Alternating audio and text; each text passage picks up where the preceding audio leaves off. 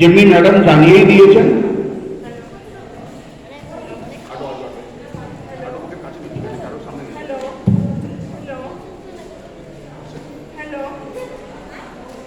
যেমনি ম্যাডাম জানিয়েছেন, আজকে একটি ছোট্ট সঙ্গী নাটক, যেটাতে আমি সর্বপ্রথম তো নমস্কার আপনাদের সবাইকে। আমি রঞ্জন কুমার সাহা। নমস্কার, আমি সোমা দত্ত। হ্যালো। আজকে ছোট্ট সঙ্গী নাটকে আমি ভোলে বাবা মানে শিব ঠাকুরের রোল প্লে করছি, এবং আমি সোমা ম্যাডাম আমার গিন্নি মানে দুর্গা রোল প্লে করছে। তো শিব ও দুর্গার কথোপকথন নিয়ে একটি ছোট্ট সুখী নাটক, শিব দুর্গার টকঝাল। আশা করি আপনার সবাই এটা ভালো লাগবে। গিন্নি, বলি ও গিন্নি, গিন্নি তো ওই গেলে? ভোর হতে না হতেই শুরু হয়ে গেল।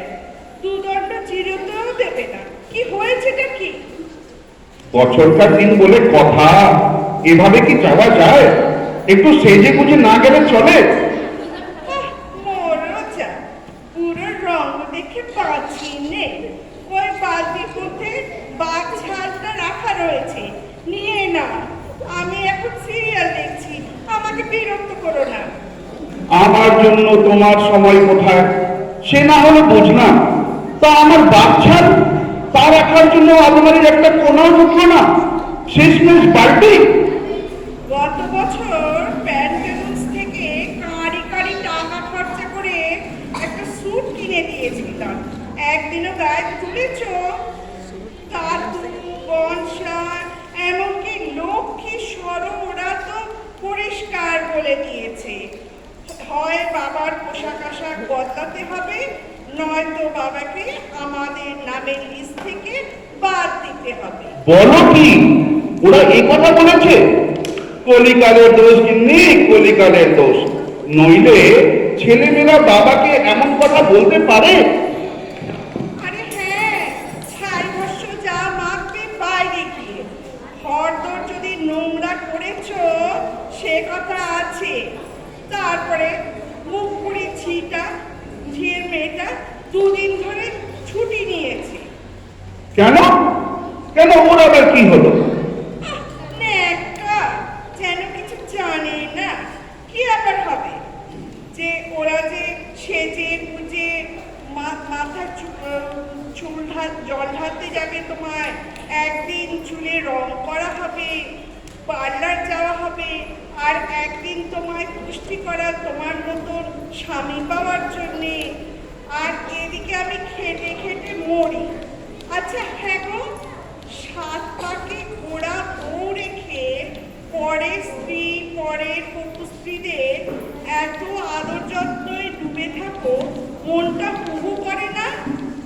অবশ্য করবেটাই বা কেন?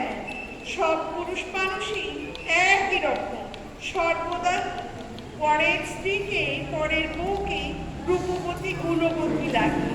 মেয়ের ইগোতে একদম ধাক্কা দেবে না বলছি।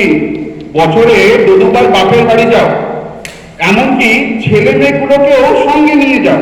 ওখানে গিয়ে তুমি কি করো আমি কি দেখতে যাই? এইদিকে বরটা যে হাত পুড়িয়ে কি রান্না করে খায় সেদিকে তোমার খেয়াল আছে?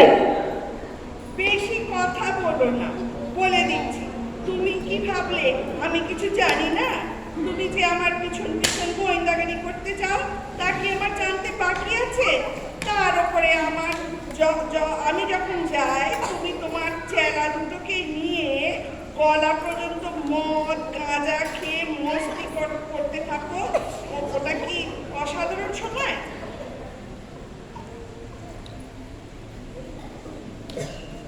বাবা কথা তো ঠিকই বলেছিল, তবে কি আমার যেদিন দেখতে হতো? ওই যে জল ঢালা শুরু হলো, কি ওনার হাঁচি আরম্ভ হলো। মেয়েগুলোকে বলি হারি, নিজেদের বরের মাথায় জল ঢাল না যত পারি, আমার এই বুড়ো বরটাকে নিয়ে টানাটানি কেন? আসি গোবিন্দি, তিথি আবার পেরিয়ে যাচ্ছে।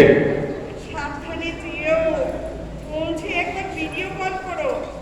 ও হ্যাঁ, তোমার ওই চেলা দুটোকে একবার পাঠিয়ে দিও। হোমিওপ্যাথি তুমি না থাকলে আমার যে কি হতো গো গিন্নি।